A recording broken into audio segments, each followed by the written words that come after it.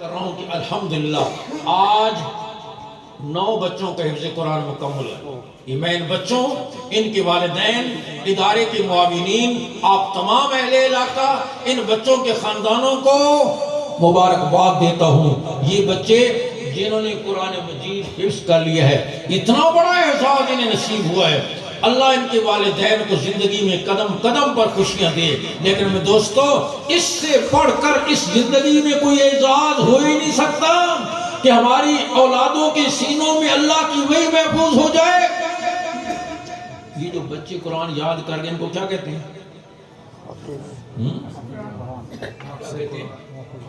جو قرآن یاد کر جائے اس کو کیا کہتے ہیں؟ حافظ کہتے ہیں. حافظ کا کیا معنی ہے؟ علماء نے بولے تسی بولو.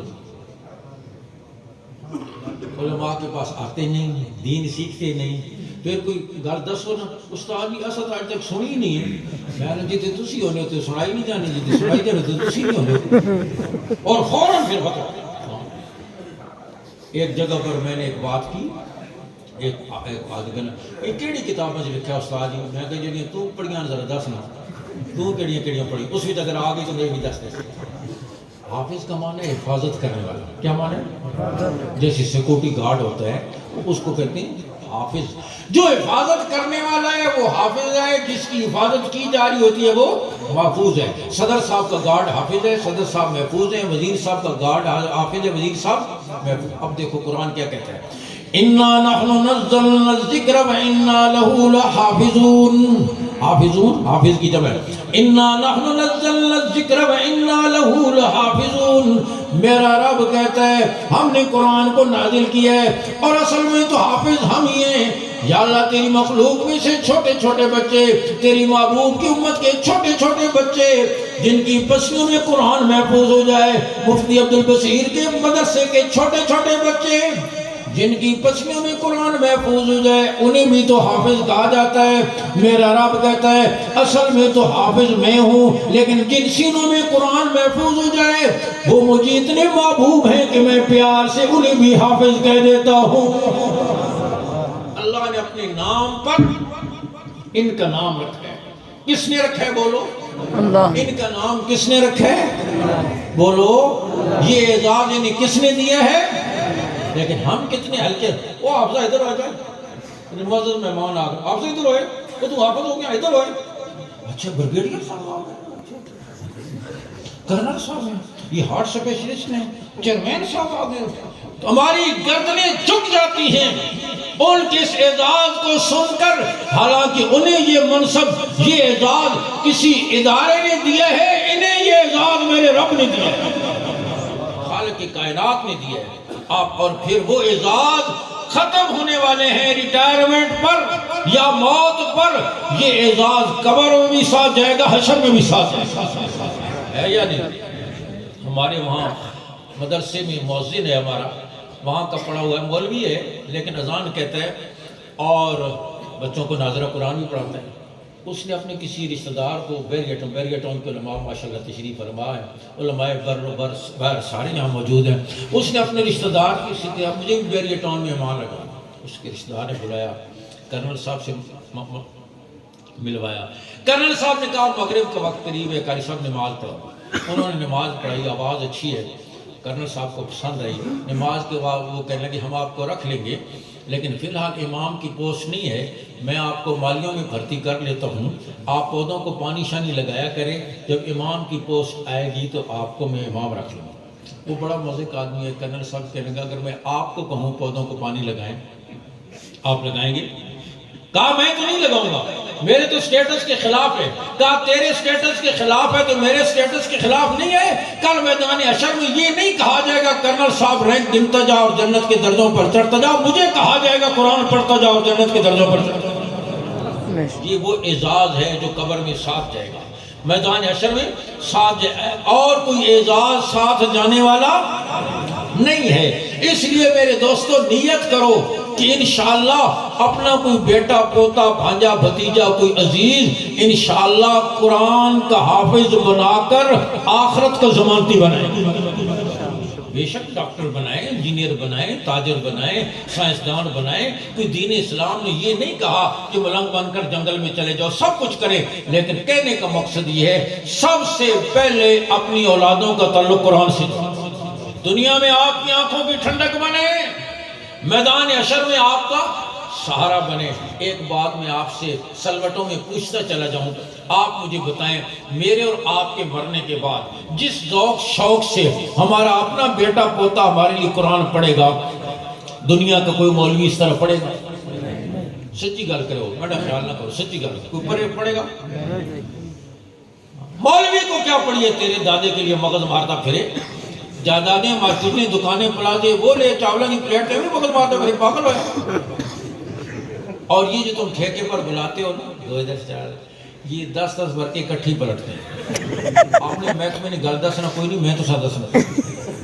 ہم نے اپنی مسجد کے ریت کا ٹرک منگوایا، ہمارے حافظ صاحب ٹرک والے سے کہنے لگے کہ ہم ریت ناپیں گے، تسی 10 نے 3 سیکنڈ آنے 2 سیکنڈ آخر لگا حافظ جی ناپ لو پر کر دے تو تسی بھی سر 10 دے پورا قرآن پڑھ دے 20 بار۔ سب کو پتا ہے کہ کیا ہوتا ہے، لیکن خود پڑھا نہیں، بیوی پڑھی نہیں، بیٹا پڑھا نہیں، پوتا پڑھا نہیں، کون تیرے لیے پڑھے گا؟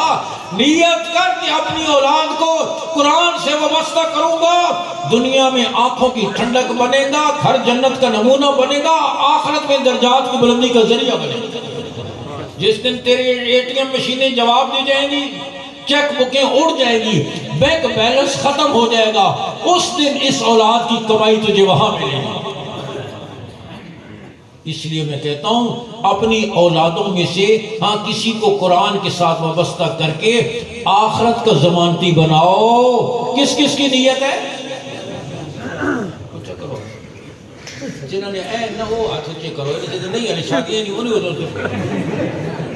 ایک مولوی صاحب کہنے لگے میں نے پشاور میں تقریر کی اور کہا اپنی بہنوں اور بیٹیوں کو وراثت میں حصہ دیا کرو، اور میں آپ سے بھی کہتا ہوں آج تصویر پھیرنے والے ماتھے پر سجدے کا نشان پڑا ہوا ہے، ہاں تصویر پھیرتے پھیرتے انگلیوں کے پورے گھس گئے، ہر سال رمضان کے اعتکاف مسجد نبی میں کرتا ہے، لیکن بیٹی کو اور بھائی بہن کو وراثت میں حصہ نہیں دیتا۔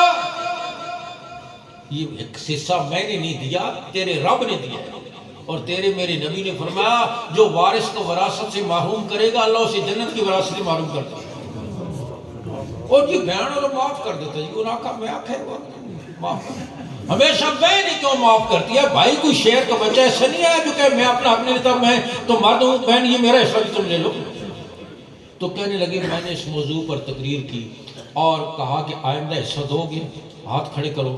4 پٹھانوں نے ہاتھ کھڑے کیے، میں خوش ہو گیا کہ ان کو تو مسئلہ سمجھ میں آ گیا ہے، یہ 4۔ دوسرا پٹھان کہنے کا مولا صاحب اس کا بیٹی ہے ہی کوئی نہیں، جس نے ہاتھ کھڑا کیے نا اس کا بیٹی ہے ہی کوئی نہیں، تو اسی وہ ہاتھ کھڑے کر دے جنہیں دی اولاد ہے، جن کی ہے وہ نیت کرے کہ ہم انشاءاللہ یہ کریں گے انشاءاللہ۔ اور پھر میں اگلی بات عرض کروں، اس قرآن سے تعلق اس طرح جوڑے ہمارے گھر کا ماحول قرآن کا ماحول بنے۔ کبھی ہندو اور مسلمان جب اکٹھے ہوتے تھے کوئی پوچھتا صبح اس گلی میں مسلمانوں کے گھر کون سے ہیں، بتایا جاتا گزرو جن گھروں سے قرآن کی تلاوت کی آواز آ رہی ہو وہ مسلمانوں کے گھر۔ تصور نہیں تھا مسلمان کا گھر اور تلاوت نہ ہو۔ آج بھی میرے دوستو آپ نیت کر کے جاؤ، قرآن صرف الماری کی زینت نہیں بنے گا، ہمارے دلوں کا نور بنے گا، ہماری زبان پر اس کی تلاوت ہوگی، سر سے لے کر پاؤں تک وہ ہمارے عمل میں ہوگا۔ آپ یقین کرو کچا جھونپڑا آسمان والوں کے نزدیک یوں چمکے گا جیسے زمین والوں کے نزدیک ستارے چمکتے ہیں۔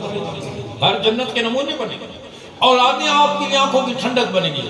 حضرت شیخ الحدیث مولانا زکریا نور اللہ مرکز فرماتے ہیں میری بیٹی جو مولانا یوسف رحمۃ اللہ کی اہلیہ تھی TB کی مریض ہو گئی، سالہ سال بستر علاج پہ رہی، صابر اور شاکر رہی، کبھی زبان پہ شکوہ اور شکایت نہیں آیا۔ میں اللہ کی کس کس نعمت کا شکر ادا کروں، میری یہ بیٹی مغرب کی نماز پڑھ رہی تھی، سجدے میں گئی کہ روح پرواز کر۔ دعا کرو اللہ کرے ہمیں بھی ایسی موت آئے۔